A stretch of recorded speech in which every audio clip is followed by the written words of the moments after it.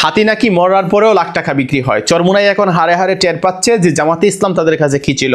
জামাতে ইসলাম যে তাদের কাছে একটি হাতি ছিল, এই হাতির যে মর্যাদা কতটুকু তারা যখন তাদের সাথে ছিল তখন তারা বুঝতে পারে নাই, এখন বুঝতে পারতেছে, হারে হারে টের পাচ্ছে।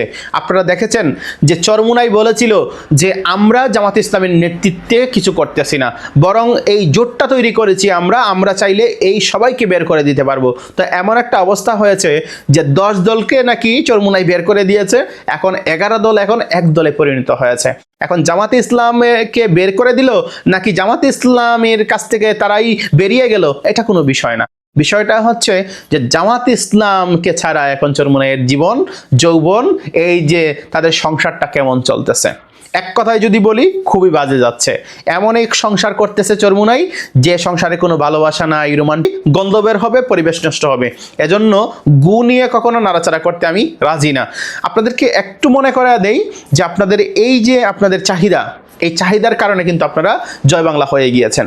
এই যে খেলাফত মজলিসের মামুনুল হক সাহেব, তিনি যুগোপযোগী একটি সিদ্ধান্ত নিয়েছেন, কঠিন একটি সিদ্ধান্ত নিয়েছেন, এজন্যই তিনি এই 23টা আসন পেয়েছেন। আশা করি অনেকগুলো আসনেই জামাত ইসলামের সাপোর্টে, সমর্থনে, একদম নির্বিচ্ছিন্ন কাজের মাধ্যমে তারা কয়েকটা সংসদ সদস্য পাবে এবং তারা সংসদে যাবে। কিন্তু চরমুনাই নিজে যাইতে পারে কিনা সেটাও একটা সবচেয়ে বড় বিষয়। এখনো যদি ইগুনকে না থামায়, এই যে বরিশালের 6 আসনটা দেওয়া হয়েছে, ওই 6 আসনটাই কিন্তু জামাত ইসলাম চাইলে আপনাদেরকে জিতাইতে পারে, তাদের যে কর্মী সমর্থক আছে তা দিয়ে। তাই বেশি ফালাফালি না করে একটু বদ্ধ হন, নম্র হন এবং প্রপাগান্ডা মেশিন বন্ধ করে নমনীয় হন। নির্বাচনের পর অ্যালায়েন্স করতে পারবেন, কিন্তু আপনাদেরকে সুযোগ দেওয়া হয়েছে।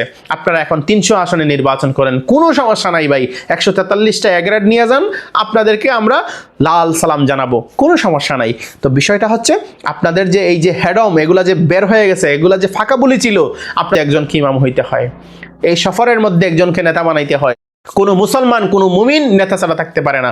সুতরাং নেতা হওয়ার যে বৈশিষ্ট্য, এগুলো জামাত ইসলামের আছে। তাই জামাত ইসলামকে নেতা মেনে সামনের ভবিষ্যৎ কি প্ল্যান প্রোগ্রাম করবেন, ওইগুলা যদি মাথায় রাখতে পারেন, যদি মেনে নিতে পারেন, তাহলে ভবিষ্যৎ উজ্জ্বল। আর যদি না মানতে পারেন, তাহলে ভবিষ্যৎ হবে বুঝে নেন।